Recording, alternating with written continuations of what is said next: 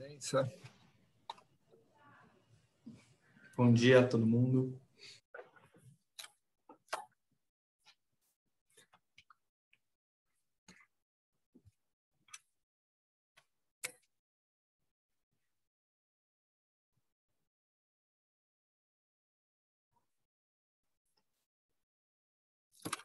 Muito bom dia a todos, obrigado pela presença. Começaremos em alguns minutinhos.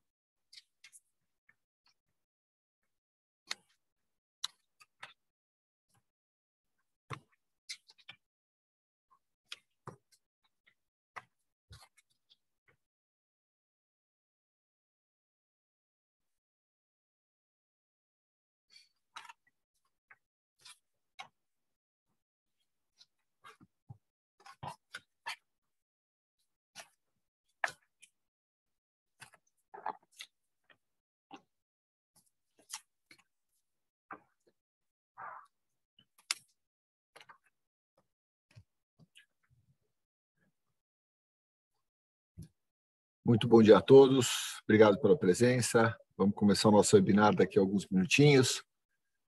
Só completar aqui, vou dar mais 2 minutos e começaremos quase que pontualmente.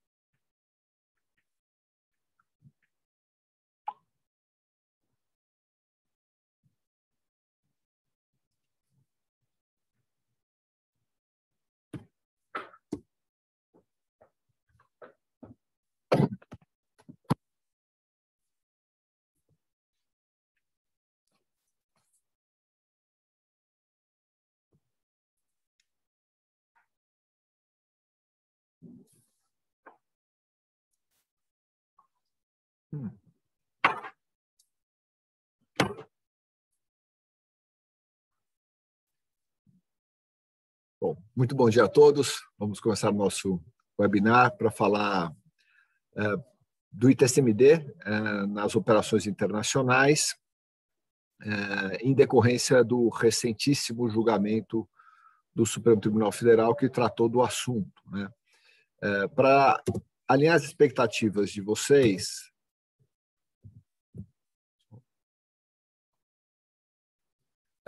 nós vamos conversar hoje sobre os seguintes temas. Primeiro, é muito importante a gente ter em mente quais são as hipóteses de incidência do ITCMD e o que o Supremo Tribunal Federal decidiu. Então, a gente vai falar das questões econômicas, das hipóteses efetivamente fáticas, aonde há a incidência do ITCMD e aonde haveria a incidência do ITCMD se o Supremo tivesse julgado desfavoravelmente para o contribuinte. Como todos nós sabemos, o julgamento foi favorável ao contribuinte, portanto, aonde o Supremo deliberou, entendeu que não haveria possibilidade de incidência do ITCMD. Então, a gente precisa separar literalmente o joio do trigo.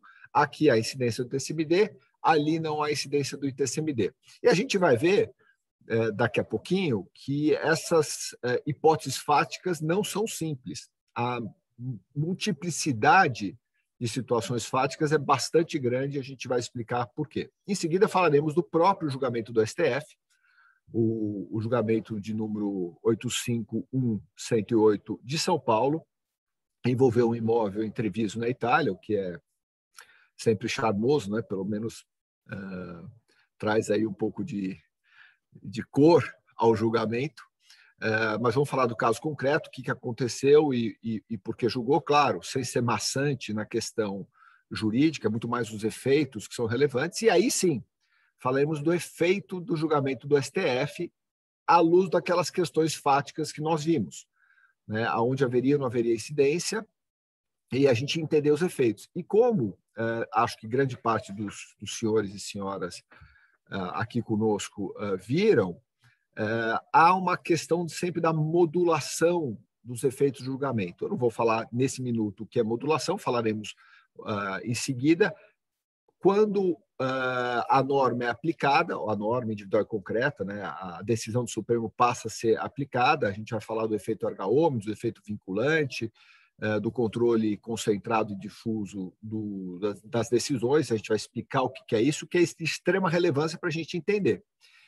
Por fim, nós falaremos como fica, consequentemente, a incidência do TCMD e uma janela de oportunidade. Nós estamos numa janela de oportunidade, por isso até da rapidez que convidamos vocês para esse webinar para falar qual é essa janela, né? Quais são essas janelas, aonde dá para a gente usufruir positivamente do julgamento do Supremo, seja para quem tem casos em juízo, mas principalmente para aqueles que não têm caso em juízo e querem se valer de uma decisão do Supremo que foi favorável ao contribuinte. Então, como é que a gente faz, em suma, para economizar imposto legalmente, claro. E o final, que a gente deixou isso no final, obviamente dentro da lógica do webinar, mas também para vocês ficarem conosco até o finalzinho. Para pautar finalmente o tempo, acho que não durará mais do que 1 hora, com perguntas e respostas, acho que uns 40 a 45 minutos de apresentação.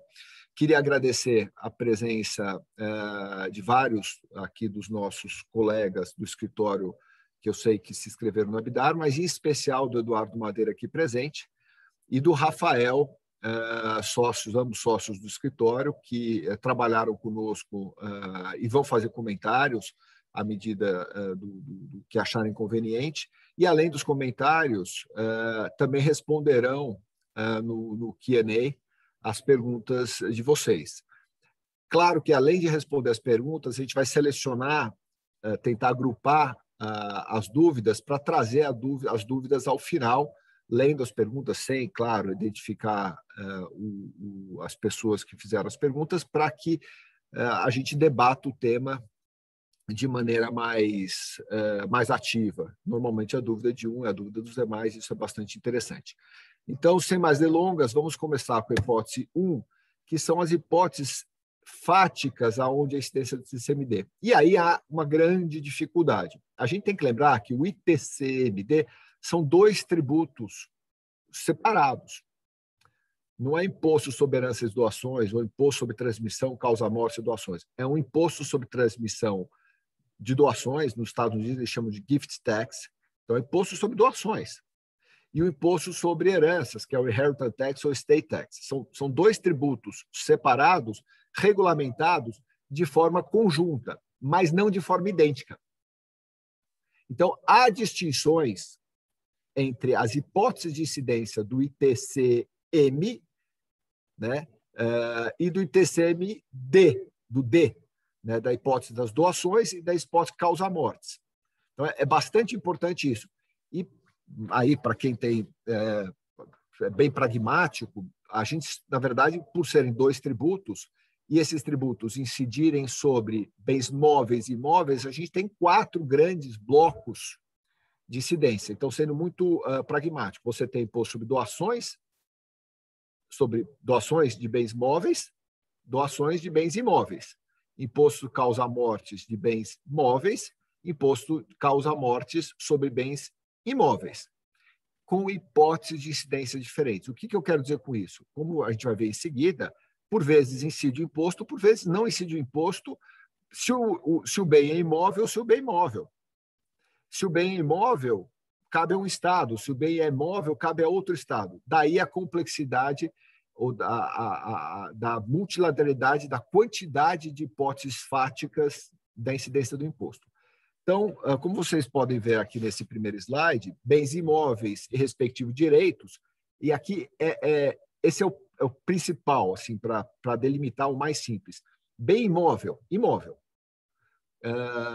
compete ao estado de localidade do bem. Então, se vem uma pessoa falecida no Rio de Janeiro com imóvel em Trancoso, na Bahia, e aí quando falamos imóvel, é sempre imóvel detido diretamente, é escritura, tá? Escritura, compromisso particular, não é uma empresa que detém imóvel, porque aí não é imóvel, são cotas ou ações. Então, imóvel é imóvel. tá bom? Então, um falecido no Rio de Janeiro ou um doador no Rio de Janeiro com imóvel na Bahia, o imposto compete ao Estado da Bahia, que tem uma alíquota que vocês sabem de 8%, enquanto o Rio de Janeiro é de 5% e São Paulo é de 4%.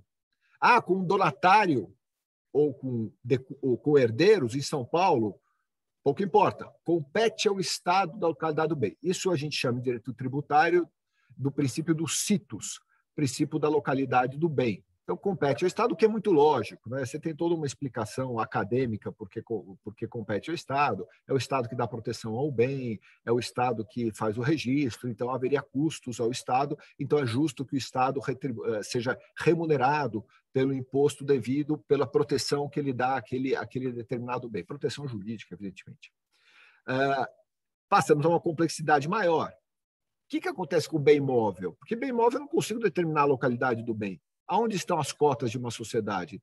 Na localidade do acionista, aonde a empresa tem a sede, aonde é o custodiante, aonde está a maior planta industrial ou o maior estabelecimento comercial da sociedade. Eu posso ter uma sociedade como era a TAM, que provavelmente tinha sede em Marília, mas, na verdade, a maior operação dela estava em São Paulo. Então, você tem, evidentemente, todos no estado de São Paulo, mas em cidades diversas. O fato é que a gente tem bens móveis uma dificuldade acadêmica e mundial, isso não é uma questão só nacional, evidentemente, de determinação da localidade do bem móvel. Portanto, o legislador escolheu um outro princípio, eu vou usar bastante esse termo, elemento de conexão, que é um elemento que conecta o fato gerador do tributo ao Estado que vai cobrar aquele determinado tributo. Como nós vimos nos bens imóveis, o elemento de conexão é a localidade do bem, super fácil. No caso de bens móveis, determinou o constituinte, não fui eu, é o constituinte que determinou isso, que é o local onde processar o inventário ou tiver domicílio doador. Tá? A gente poderia falar aqui, provavelmente, algumas horas, até a gente se cansar de TCMD, então eu não vou me alongar, porque eu vou me focar no julgamento do Supremo. Mas só fazendo um pequeno parênteses, processar o inventário já é uma baita discussão aonde se processa o inventário. O inventário judicial é no local do último domicílio cível do decujus, né, do falecido. Mas eu tenho a opção de fazer o inventário extrajudicial em qualquer lugar que eu queira. Então, eu já vi clientes que eu vou fazer um inventário extrajudicial em Manaus. Por quê? Porque no Amazonas a alíquota é de 2%. Opa, Lacácia, você está me dizendo que eu tenho, infelizmente, um parente falecido em São Paulo, no Einstein, e eu posso fazer no cartório, o inventário no cartório de Manaus, e isso puxaria a competência para pagar o imposto, não para São Paulo, onde é 4%, e sim para Manaus, onde é 2%? Juridicamente, sim. Se vai ser abuso de forma ou simulação, a gente tem que avaliar. Mas, juridicamente, é absolutamente correto esse raciocínio. Tá? Vai peitar, não vai peitar, vamos tomar um risco, não tomar um risco? São outras questões meta-jurídicas. Juridicamente, eu tenho que afirmar que o raciocínio é correto. Da onde decorre essa questão? Porque houve uma evolução legislativa na esfera civil, que você pode processar o inventário onde você quiser extrajudicial, e não foi adaptada à legislação tributária. Daí que surgiu esse Frankenstein, essa incongruência aparente entre a legislação tributária e a legislação civil. Fechando esse parênteses, bens móveis, portanto, é onde se processar o inventário extrajudicial ou judicial, ou onde o doador tiver domicílio. Então, se o doador está em São Paulo e ele tem uma empresa mesmo registrada na Bahia, com donatários no Rio Grande do Sul, o imposto é devido em São Paulo, porque é a localidade do doador. Está claro? Bom, essas são as hipóteses de incidência nacional, que estão em verdinhos. E a gente passa as hipóteses de incidência internacional, aonde há daquele elemento de conexão fora do país. Ou a parte doador, donatário, decujus ou herdeiro, ou seja, as duas partes, vamos dizer, pessoas físicas, quem está efetuando a transferência do bem causa morte ou por doação, e a parte que está recebendo os bens causa morte ou doação, doador, donatário, decujus e herdeiro, ou o bem fora do país. Imóveis no exterior, cotas de offshore, ações de offshore, dinheiro no exterior depositado numa conta bancária no exterior, ou seja, qualquer tipo de imóvel detido por empresa offshore, que é offshore, qualquer elemento de conexão com o exterior. Então, se o doador, e é justamente isso, justamente essas hipóteses que foram objeto do julgamento do Supremo. Tá? Então, se o doador com domicílio no exterior, então o doador mora na Suíça, mora nos Estados Unidos, tem domicílio fiscal, não é que ele tem passaporte, aqui é irrelevante a nacionalidade. Até respondi essa pergunta para um cliente ontem. Eu sou português, eu tenho passaporte português. Assim, ótimo, pode dançar o vira, mas é irrelevante. Né? Você precisa ser residente fiscal em Portugal, né? E não ser residente fiscal no Brasil, para você ter algum benefício. E aí você pode ser brasileiro, você não precisa ter passaporte português. Então, nacionalidade é relevante. Pensa sempre em local de residência. Então, se o doador tiver domicílio no exterior com um donatário no Brasil e bem no Brasil, pode cobrar o tributo? O Supremo respondeu. Se o de cujus faleceu no exterior com bens no Brasil ou no exterior, pode. E são essas hipóteses com elementos de conexão internacional que foram objetos do Supremo. O Rafael fez alguns excepcionais slides que a gente vai passar hipótese por hipótese. Tá? Obviamente, como vocês sabem, a gente vai disponibilizar esses slides para vocês. Então, quiserem anotar, fiquem à vontade. Mas a gente vai disponibilizar os slides para todo mundo. Eu até esqueci de comentar também, esse nosso webinar está sendo gravado. A Adriana, que trabalha no marketing do escritório, vai também disponibilizar para todos a gravação que solicitarem. Então, mas fique à vontade de anotar. Qual a primeira situação? Eu tenho um doador residente no Brasil. Não sei se vocês estão vendo, Edu. Você está vendo o meu cursor aqui? Em cima do menininho? Estou vendo, sim. Tá, então aqui, vocês estão vendo o meu cursor. O doador está no Brasil, com o donatário no Brasil. Doador. Hipótese, eu estou falando do ITCM, do ITCD, na versão doação. Lembra, 2 tributos, no caso a morte e doação. Vamos falar primeiro de doação. Com bens no exterior, a incidência do imposto. Por quê? Porque o constituinte falou, olha, se o doador tiver localizado em algum dos estados da União Federal, compete ao estado da localidade do doador. Mas mesmo com elemento de conexão de algum bem, eu tenho uma offshore, bem móvel, hein? Bem móvel. Você vê que ali são cotas de sociedades bem antigas e dinheiro. Tá? Então, bem móvel no exterior é irrelevante. Se o doador estiver no Brasil, o imposto é devido. No entanto, muda se eu tiver um imóvel detido no exterior. Tá? Doador residente no Brasil com imóvel no exterior. Lacaz, mas todo mundo tem imóvel em offshore. É verdade, a grande maioria tem imóvel offshore, mas eu tenho vários clientes que têm imóveis detidos diretamente no exterior. Um cliente que tem um imóvel em Nova York, tem um que tem na Suíça, e tem muitos com imóvel, principalmente em Portugal, porque uma das possibilidades de você ter aquele Golden Visa, que aí é a nacionalidade portuguesa, né? Não é nacionalidade, mas o direito de residir na Europa, e depois futuramente até um passaporte português pode ser transformado, o Golden Visa, não a residência fiscal, mas a residência física na Europa, é um dos requisitos, uma das possibilidades é você deter um imóvel diretamente em Portugal. Você tem que deter, né? Tem clientes com imóveis na Espanha também. Então, nessa situação de imóvel detido diretamente, o imposto não é devido. Mas por que, Lacaz? Porque o Supremo julgou? Não. Porque quando o constituinte determina qual estado pode cobrar o imposto, ele fala o estado da localidade do bem, o estado da União Federal, o estado da federação. Então, é um dos estados, dos 27 estados que nós temos, e não os Estados Unidos, Suíça, Portugal ou Espanha. Portanto, haveria um caso, tecnicamente, para os tributaristas aqui presentes, um caso de não incidência constitucional. É uma ausência de hipótese de incidência. Então, doador no Brasil, com donatário no Brasil, com imóvel no exterior, o imposto não é devido. E o doador no exterior com bens no exterior? Um brasileiro, pode ser residente no exterior, nos Estados Unidos, no Panamá, em Cayman, Bahamas, na Suíça, na Inglaterra,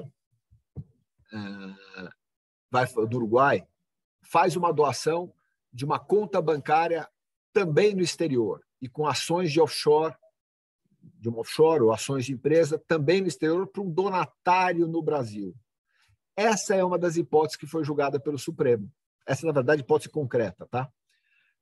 Disse o Supremo que o imposto não é devido porque ainda não há lei complementar. Então, vocês estão vendo aqui no quadrinho do Rafael, um xizinho nos impostos, a tributação não é devida.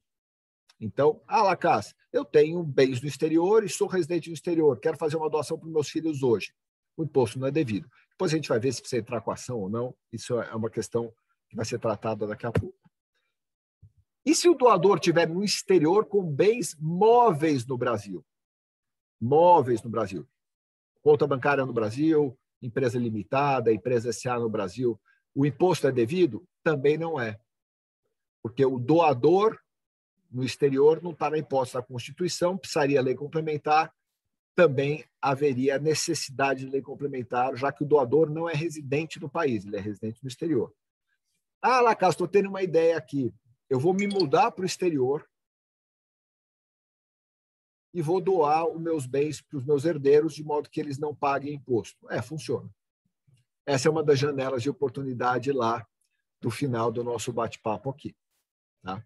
Então, guardem bem, doador no exterior, mesmo com bens móveis, cotas de empresa, aplicações financeiras no país, o imposto não é devido, segundo o entendimento do Supremo, pacificado com efeito vinculante antecipando. Bom, e se o doador estiver no exterior, com bem imóvel no exterior? Tá? Essa é a hipótese também tratada no Supremo, aquela hipótese do imóvel de Treviso. O Supremo diz que o imposto não é devido. Na verdade, na nossa opinião, nem poderia ser cobrado porque o imóvel está fora do país e, portanto, não compete a um dos estados da federação. Fato é que o imposto não é devido nessa hipótese. Ótimo. Eu vou até voltar aqui o backspace. Passamos a tratar agora do segundo imposto. Falamos de todas as hipóteses de doação. Doação de residente no Brasil, residente no exterior, com bens móveis no Brasil ou bens imóveis no exterior. Passamos por todas as hipóteses. Agora vamos fazer das hipóteses do imposto causa-mortes. E aqui, né, a pessoa vem e faleceu ali, um caixãozinho. Né? Portanto, de cujos falecido no exterior com bens móveis no país. Uma pessoa faleceu no exterior, residente no exterior, que tinha ações de sociedade no país ou dinheiro no país com herdeiros no país.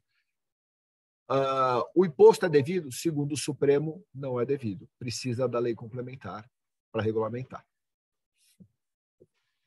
De cujos no exterior com bem imóvel no país. O imposto é devido. Porque lembre que eu falei no início, o princípio dos sitos. Basta o imóvel estar em alguma dos estados da federação, compete àquele estado da federação a cobrança do imposto. Então, é direito do estado instituir imposto nessa transmissão imobiliária, seja por doação, seja por causa-mortes. Mas ele é residente do exterior e os herdeiros estão no exterior também. Doesn't matter. O imposto é devido pelo princípio dos sitos, o elemento de conexão imobiliário. Tudo bem? Vamos lá. Passamos a uma hipótese muito comum. Na minha opinião, a hipótese mais comum que nós mais enfrentamos, que é a hipótese de cujos residentes no país com bens no exterior. É a hipótese clássica de todas as famílias que têm patrimônio no exterior. Então, é uma pessoa que tinha ações de uma offshore, com recursos dessa offshore, ou ações de uma offshore que detinha um imóvel diretamente no exterior, imóvel em Miami, ou que detinha uma LLC com imóvel em Miami, ou a pessoa física que detinha a LLC diretamente. Então, você tem várias possibilidades, mas ela tem ações de empresas, normalmente em paraísos fiscais, onde tem recursos ou imóveis, tem dinheiro diretamente no exterior, tem muita gente que ainda detém dinheiro pessoa física, principalmente em contas em países europeus como Suíça, você nunca detém conta pessoa física nos Estados Unidos por conta do imposto de transmissão causa-morte dos Estados Unidos, mas na Suíça como não há, então é muito comum você deter contas volumosas de recursos diretamente pela pessoa física. Dessas hipóteses, em caso de falecimento desta pessoa, né, desse futuro contribuinte, o imposto não é devido. Tá? Então, o imposto não é devido. O problema dessa hipótese, você fala assim, pô, Lacasse, mas essa é uma hipótese muito importante, porque precisa morrer. E morrer não é legal, né? Morrer não é uma opção de planejamento tributário muito satisfatória, né? Agora, se o doador tiver bens no exterior, lembra que o imposto é devido, porque o elemento de conexão é a localidade do doador. Aqui é uma distinção entre o imposto sobre doações e o imposto sobre heranças. Lembra que eu falei que eles são regulamentados conjuntamente, mas eles não têm a mesma regulamentação, eles não são regulamentados de maneira idêntica. Aqui é uma distinção.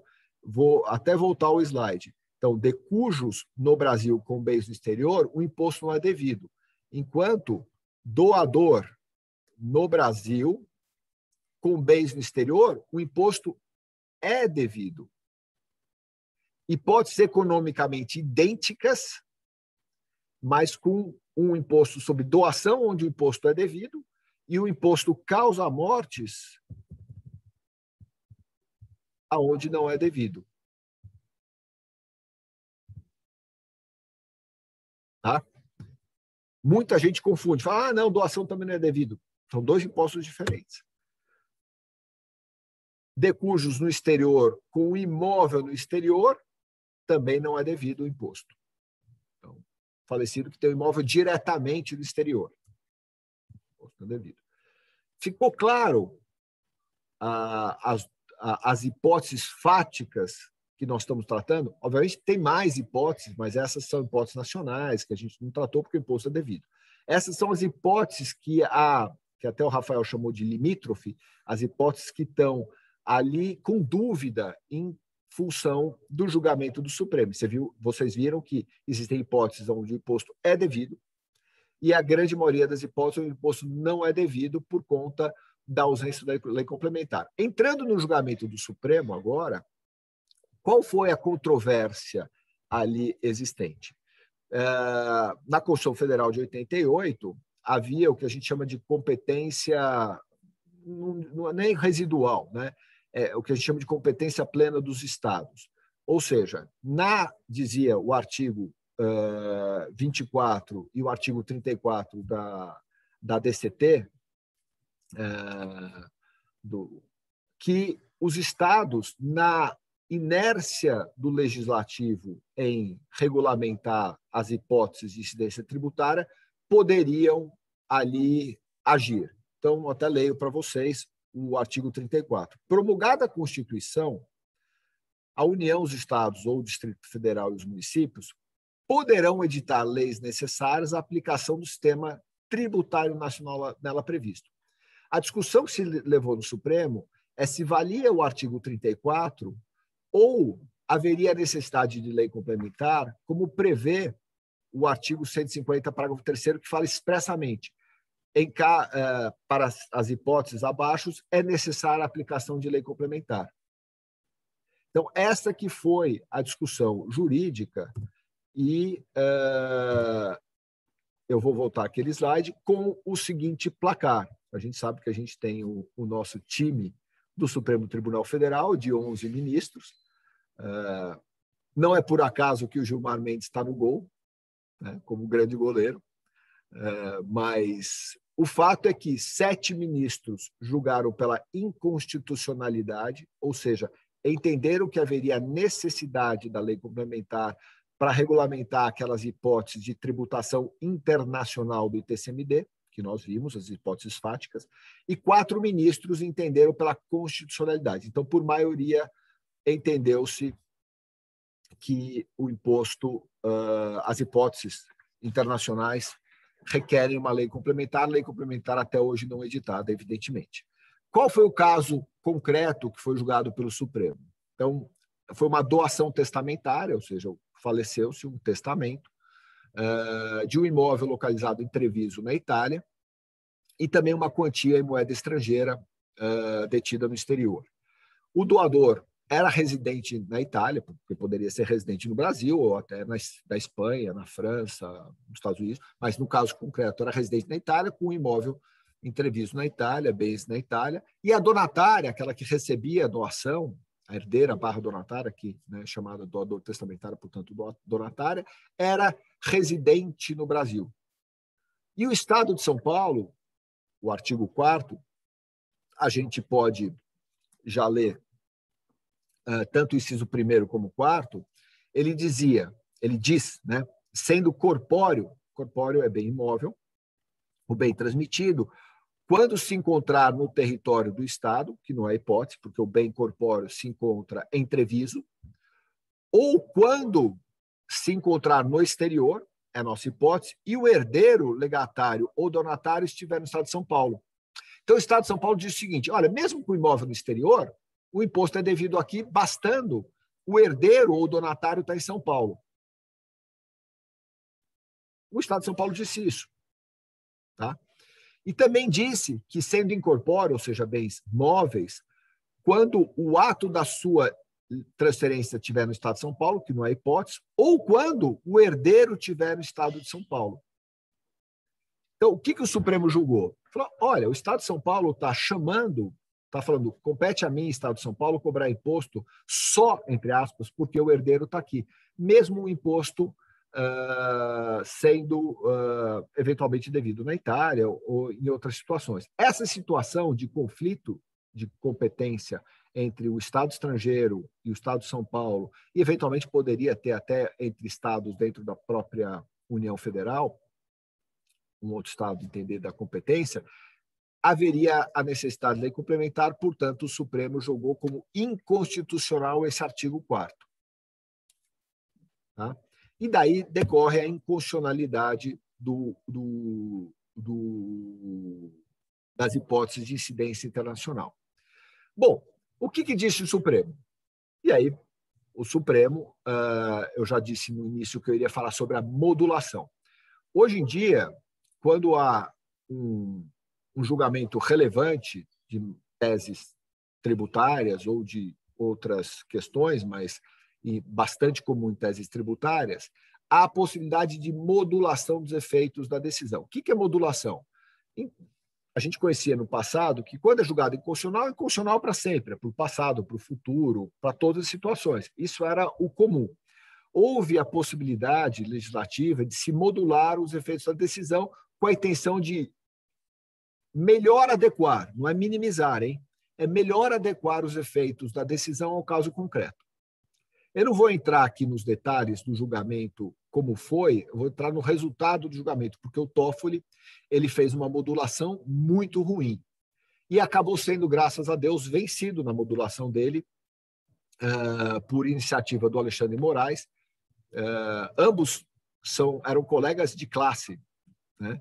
Eles eram, até era da minha turma na faculdade, ambos, mas os dois eram colegas de classe, eram da turma de 90 lá da faculdade. O Alexandre de Moraes, que tinha cabelo na época, e o Toffoli, eles divergiram na modulação e ficou vencedora a modulação do Alexandre de Moraes. Vocês vejam que a modulação do Alexandre de Moraes ganhou por 9 votos a 2. Mas aí, Lacá, só uma... Você está completamente correto, mas o Toffoli depois mudou, ele voltou atrás. Depois ele voltou, ele votou a favor do... Você vê, e aí teve muita confusão, porque as pessoas não entenderam o que aconteceu, mas o Toffoli... mudou de opinião e se subjungiu, bem lembrado, e se subjungiu à decisão do Moraes. Você vê que ele está aqui no time do Alexandre de Moraes, aqui, que foi o capitão dessa modulação. A tese do Barroso, Lacá, desculpa. Ele aderiu à tese do Barroso. É que, na verdade, começou com o Alexandre de Moraes, a primeira, né? Porque lembra que ele julgou, depois falou modulação, depois o Barroso ele fez o pedido da modulação e a coisa fluiu nesse sentido. Qual foi a modulação vencedora, portanto? Foi que todo o tributo ele é inconstitucional, mas somente daqui para trás, aqui a gente vai olhar a linha do tempo, ou seja, da data da publicação do acordo, que ainda não ocorreu, vamos falar sobre isso daqui a um minuto, para trás, todos os contribuintes que têm ação judicial ou estão sendo cobrados em juízo ou administrativamente, vão ter o benefício da decisão favorável do Supremo. Então, nós já tivemos vários calls com os clientes que nos telefonaram lá, caso nós temos ação com vocês, eu sei e tal. Como é que vai ficar a minha ação? Vocês vão ganhar. Então, todos os contribuintes que têm ações em juízo, já protocoladas, já propostas, ou vem sendo cobrado por autos de infração, de qualquer estado, não só do estado de São Paulo, de qualquer dos estados da federação, vão ter o benefício de ter a decisão do Supremo aplicada ao seu caso concreto. Tá? O acordo não foi publicado. Então, se tiver algum falecimento ou alguma doação antes da publicação do acordo, é obrigatório que essa pessoa entre em juízo, porque nós estamos ainda o acordo não tendo sido publicado. Ele vai ser publicado semana que vem, mais alguns dias. Vai ser publicado muito rapidamente. Então, as pessoas, se tiverem algum efeito, algum evento econômico, algum fato gerador de doação ou de falecimento, nesse meio tempo, entre agora e a publicação do acordo, eles precisam judicializar. Por quê? Porque ou antes também, né, Lacaso? Nos últimos 5 anos também, né? Isso. Qualquer evento que tenha ocorrido e que, por exemplo, um contribuinte que foi lá e faleceu e não pagou o imposto e ficou quieto, nem foi cobrado e nem entrou em juízo. Esse contribuinte não vai ter o benefício. Somente o contribuinte que judicializou, parece até um lobby da OAB, né? Só quem entrou em juízo ou está sendo cobrado administrativamente que vai ter o benefício de ter a vinculação do Supremo.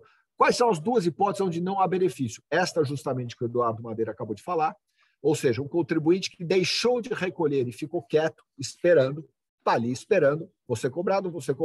Se ele não foi cobrado, ele acha que ele se deu bem, mas não. Porque se ele for cobrado após o julgamento do Supremo, ele não vai ter o benefício. Ou, infelizmente, o contribuinte bom pagador. Aquele contribuinte que acreditou no Estado, acreditou que a lei era constitucional e não discutiu, foi lá espontaneamente e pagou o imposto, naquelas hipóteses que nós vimos há pouco, ele não vai poder pedir de volta o dinheiro. Ô, Lacaso, mas que sacanagem, desculpe o termo.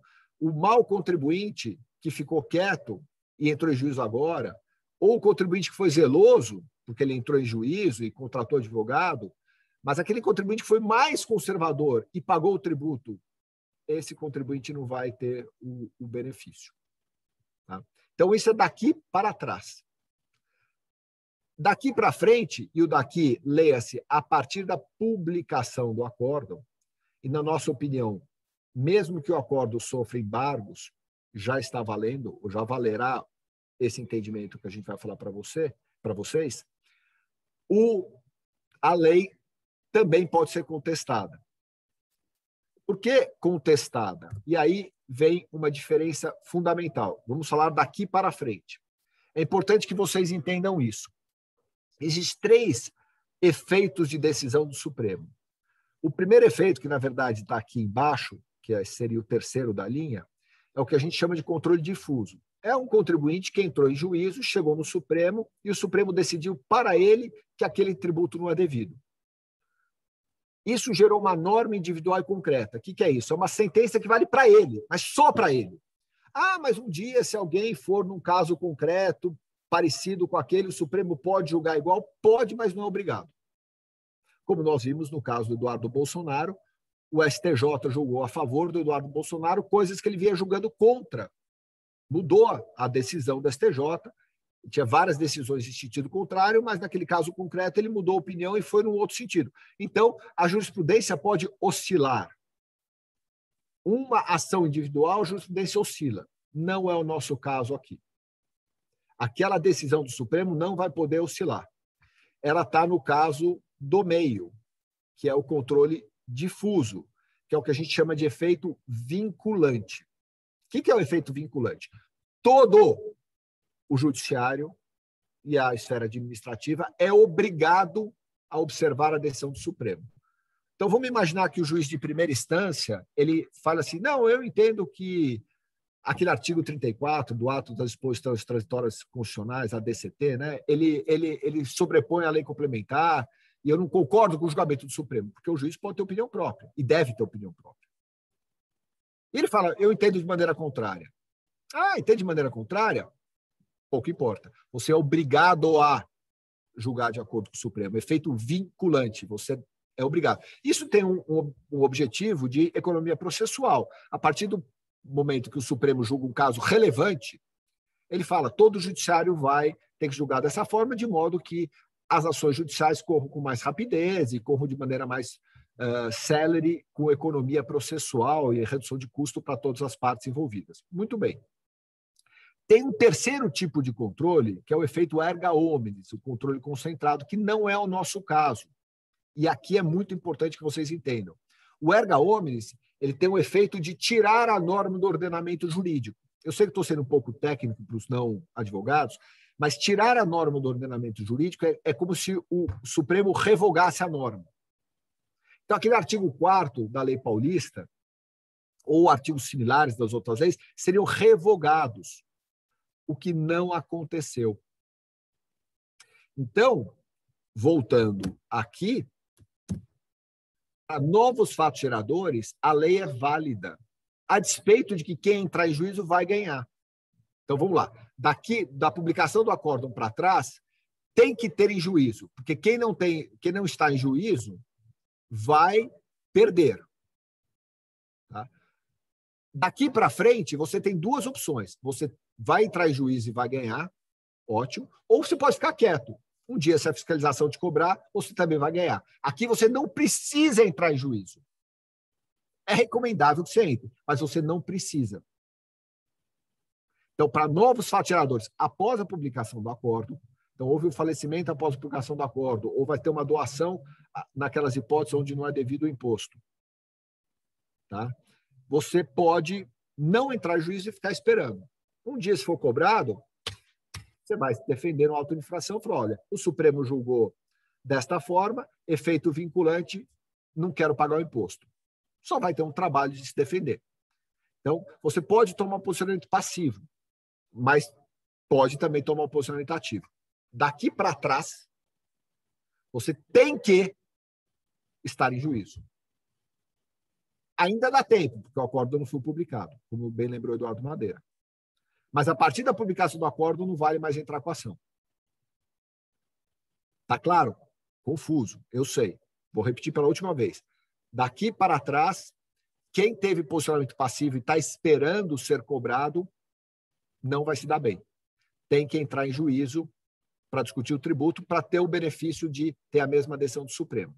Quem pagou não vai poder pedir de volta. O bom pagador foi prejudicado. A partir da publicação do acórdão para frente, você pode entrar em juízo conservadoramente, que vai ganhar. Se você for cobrado, você pode ter o posicionamento passivo, não precisa entrar em juízo. Você também vai ganhar. Então, o contribuinte, de acordo com a percepção de risco dele, vai escolher se ele quer ser mais conservador ou não, mas o final do dia é que ele não vai pagar o tributo naquelas hipóteses. Tá? Bom, Lacasse, gostei da história, entendi. Mas isso vai durar até quando? Essa é a próxima pergunta que nós vamos responder para vocês. Até quando vai durar isso? E é uma discussão muito interessante que ainda não está definida. Vejam que é uma pergunta diferente. Eu disse, com o julgamento do Supremo, o efeito é esse. Até quando vai durar essa situação de que eu preciso entrar em juízo ou posso simplesmente não pagar que eu vou ganhar? Até que seja editada uma lei complementar cobrando o tributo. ou determinando qual estado compete o tributo, tecnicamente falando. Porque a lei complementar não cobra o tributo. Quem cobra o tributo é a lei estadual. Ela determina qual estado tem o direito de instituir a lei cobrando o tributo naquela determinada hipótese. Então, hipótese do doador no exterior, qual estado compete? O estado do notário ou o estado da localidade do bem? E assim por diante. Então, a lei complementar ela vai separar o time. Você joga nesse time, você joga no outro, ela vai dar as camisas, né? Ela separa qual estado pode cobrar qual tributo em qual situação. Muito bem. Essa lei complementar é uma lei fácil de ser aprovada no Congresso, não é PEC, não é nada disso. É uma lei fácil de ser aprovada no Congresso. Ela pode ser aprovada em dias. Eu não estou falando em semanas. Ela pode ser aprovada em dias. Repito, pode. Não vai, não sei. Isso é futurologia legislativa. Então, não sei quanto tempo a lei vai demorar, mas ela pode ser aprovada em dias. A partir do momento que a lei complementar é aprovada, há uma discussão técnica muito interessante. Porque dois ministros do Supremo, o Marco Aurélio e o... Quem foi, Edu, você lembra? Está no slide. Fachin. Marco Aurélio Fachin. O Marco Aurélio e o Fachin, aqui esses dois ministros, deixa eu voltar aqui, que estão até... Ops! Fui para frente. O Marco Aurélio e o Fachin, que estão aqui circundados, eles entenderam que a lei estadual ela é inconstitucional, desculpe o termo, no matter what. Uma lei complementar não vai ter o condão de reconstitucionalizar a norma. Então, haveria necessidade de uma edição de lei complementar e uma edição de uma norma estadual cobrando tributo sujeito à anterioridade do exercício e mais 90 dias, 90º e anterioridade do exercício. 90 dias mínimo do exercício máximo.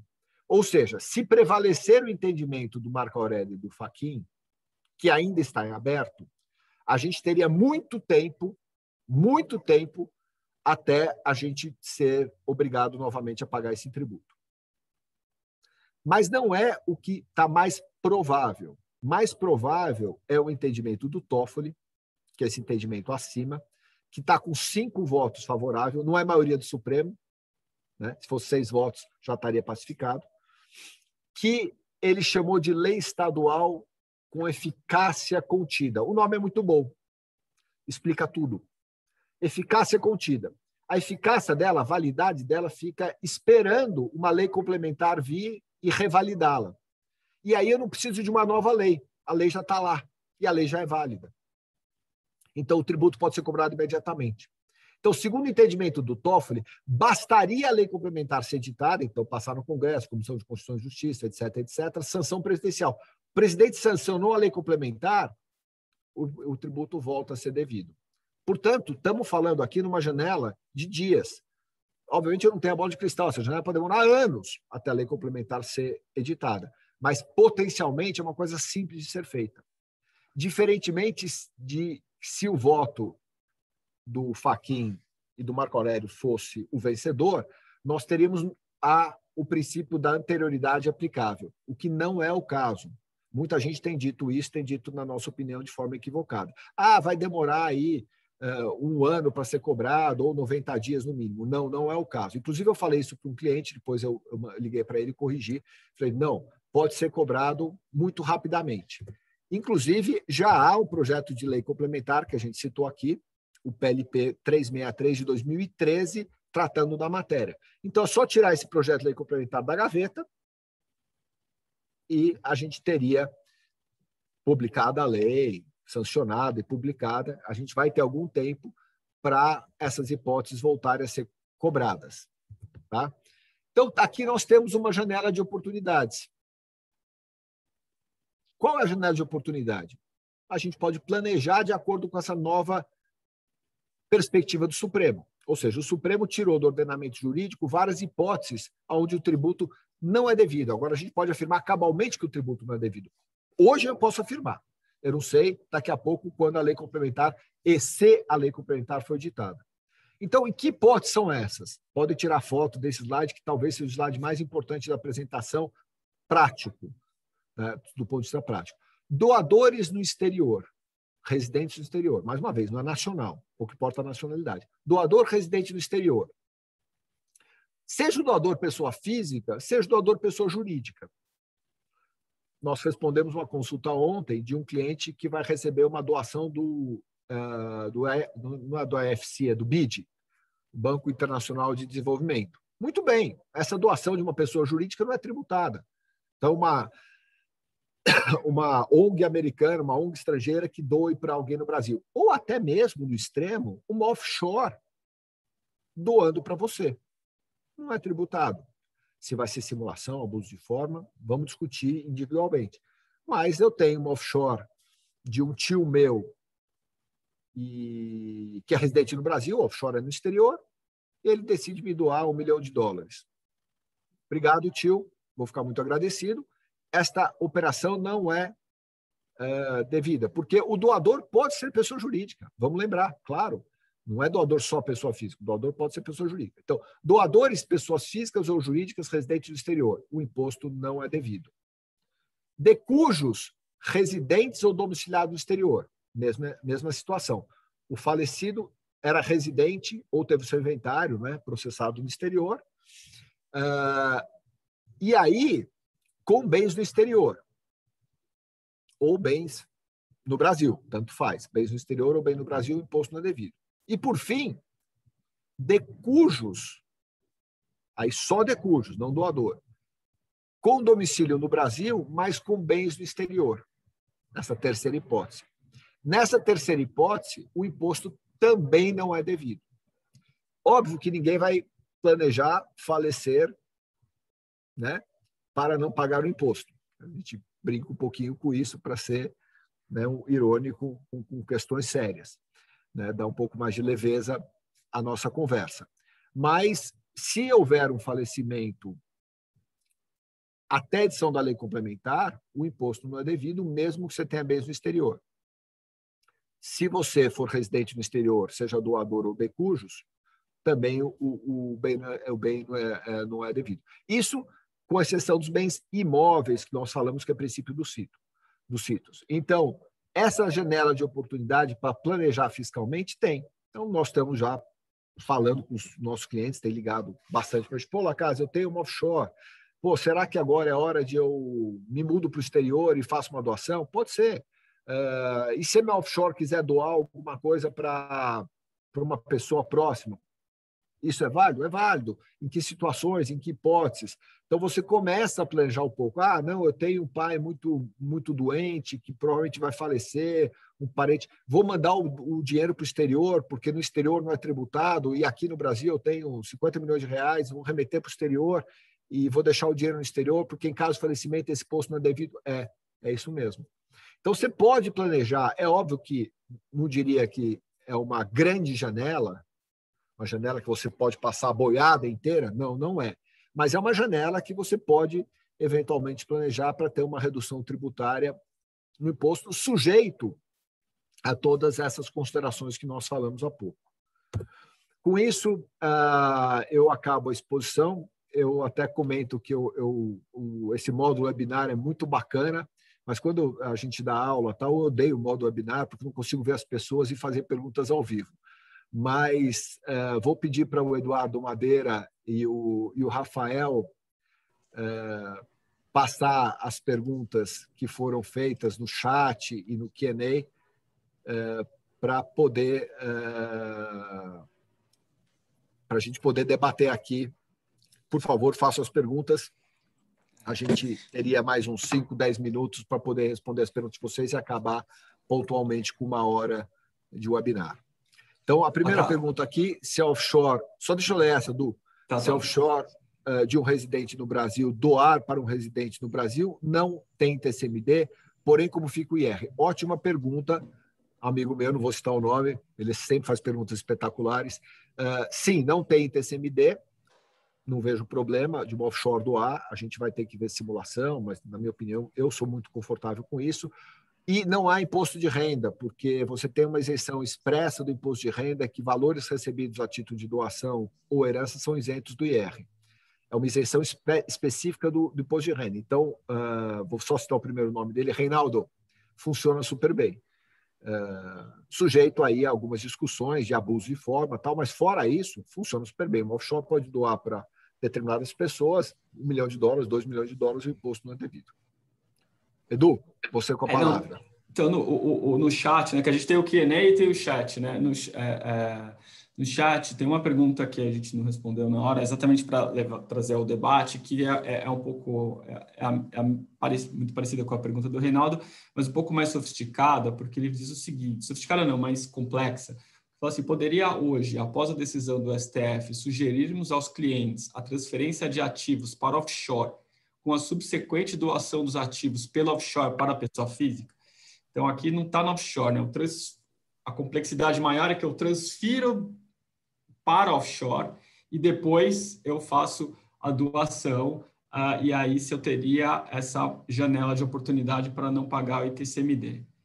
Eu vou responder essa pergunta, mas eu quero fazer um passo antes. Quando a gente falou offshore, acabou sendo offshore genérico, mas a gente tem várias situações diferentes no exterior, inúmeras situações.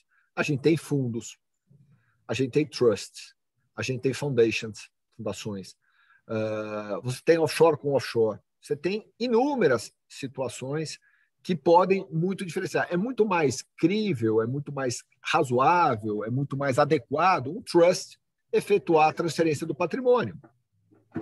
Então, talvez nessa hipótese da pergunta efetuada, eu acho que se transfere os bens para um trust, e aí o trust bacana, um trust irrevogável, transfere os bens para os herdeiros, funcionaria muito bem. Talvez nessa hipótese muito nua e crua, né? The ugly truth, como dizem os americanos, né? Nua e crua, não seja adequada. Porque você está transferindo para o offshore, no dia seguinte transfere para os doadores. Você está um pouco abusando da norma. Tecnicamente está perfeito, tecnicamente, mas eventualmente haveria um risco de simulação, de abuso de forma, que a gente fique inseguro em validar essa operação. Mas se você transferir, fizer um trust como settler, você faz um trust, e o trust, já que é um trust irrevocable trust, é um trust irrevogável, e aí esse trust é transferido automaticamente e os beneficiaries, né, os herdeiros, como beneficiaries aí, declaram o valor deles, funciona muito bem. Então, vamos pensando, casos concretos, você consegue maximizar. Gostei da ideia, mas trust é muito melhor. Não, inclusive, tem essa pergunta. O Carlos aqui me pergunta, e caso de trust, o que acontece? Aí, acho que você respondeu muito bem, Lacassa. Mas ele faz a pergunta, e se fosse o trust revogável? Aí a gente já entra num cenário um pouco mais discutível, eu entendo, né? O ideal para esse planejamento ficar muito robusto seria um trust irrevogável, né? O revogável é um pouco mais... A gente entra só para falar assim, também mais complexa, né? Trust não existe só o irrevogável e o revogável, não é binário. Existe, assim, como a gente já viu, trusts irrevogáveis com uma possibilidade de uma revogação em casos excepcionais. Então, a coisa não é tão branco e preta, tem alguns tons de cinza no meio dessa história de trust revogável e revogável. Então, dá para se adaptar a isso se tiver um desconforto muito grande com a irrevogabilidade absoluta do trust. Tá? Só fazendo um comentário adicional. Tem uma outra pergunta aqui, do Anonymous Attended. Esse aí eu fiquei com receio. E offshore, ainda não declarada, repatriada. Na verdade, eu não entendi, porque assim, está repatriada ou não? Se está repatriada, está repatriada. Não declarada é um outro problema, um outro mundo. Tá? Se ela está repatriada de residente brasileiro, pode fazer a doação para outro residente brasileiro, é o que nós acabamos de falar. Sim, pode, tecnicamente pode, precisa ver a questão de abusos de forma, tal, mas uma offshore de um residente brasileiro pode efetuar uma doação para um outro residente brasileiro, mas guardado, eu estou sendo muito conservador, guardado o caso concreto. Ricardo Lacasse tem uma offshore. Ricardo Lacasse tem uma offshore, eu tenho ações da offshore, tá? E aí, a offshore Ricardo Lacasse, a offshore do Ricardo Lacasse, que chama Lacasse Investments, por hipótese, doa para o próprio Ricardo Lacasse. Tá demais, né? Isso não vai dar certo. Então, a gente tem que ter um pouco de cuidado. Não, espera, isso aqui eu estou doando para a minha offshore está fazendo uma doação para terceiros em algumas situações específicas. Por isso que a gente gosta mais de trust nessa hipótese. E aí, o Reinaldo, mas corre o risco do trust quando transferir os bens para o beneficiário? Já existir a LC? Não, porque a transferência do bem do beneficiário se dá agora, Reinaldo. Se o trust é revogável, o beneficiário já declara como recebido o bem agora. Ele não tem acesso ao bem, né? Porque eventualmente está lá no trust, que ele só vai ter acesso daqui a 10 anos, daqui a 5 anos, mas a propriedade do bem já se dá no beneficiary. Portanto, o fato gerador aconteceu agora. Se o fato gerador aconteceu agora e, portanto, antes da lei complementar, está válido. Edu, Rafael, palavra com vocês. Mais alguma pergunta? Perguntaram sobre o instrumento processual, se tem que ser ação declaratória. Eu entendo que pode ser mandado de segurança, né? Caso a gente, até por conta do não tem sucumbência, é mais eu acho que pode ser declaratória também, mas acho que é mandado de segurança. Mandado de segurança, não tem por que fazer declaratória.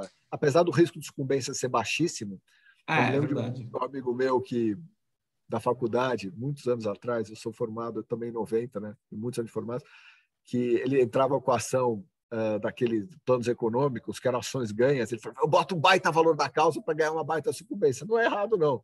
Então, ações com ganho de extremo como essa, você pode botar um baita valor da causa que você vai ganhar, mas eu acho que o juiz vai reduzir a sucumbência, que ele vai ver que é um abuso.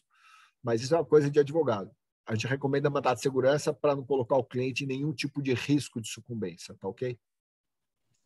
Tem uma pergunta também bem interessante que acho que até respondemos no chat, mas sobre se existe acordo para evitar a bitributação de TCMD, né?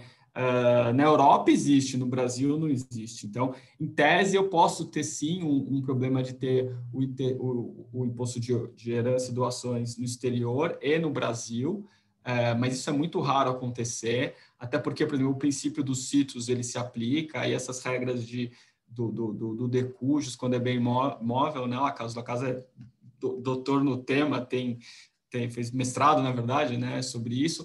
Isso tudo tem muito a ver com princípios que existem.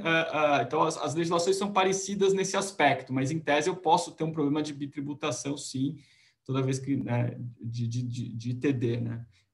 Só para completar, você pode ter um problema de bi ou multitributação. Pode ter até uma relação França, Itália e Brasil, você pode ter o imposto devido nos três.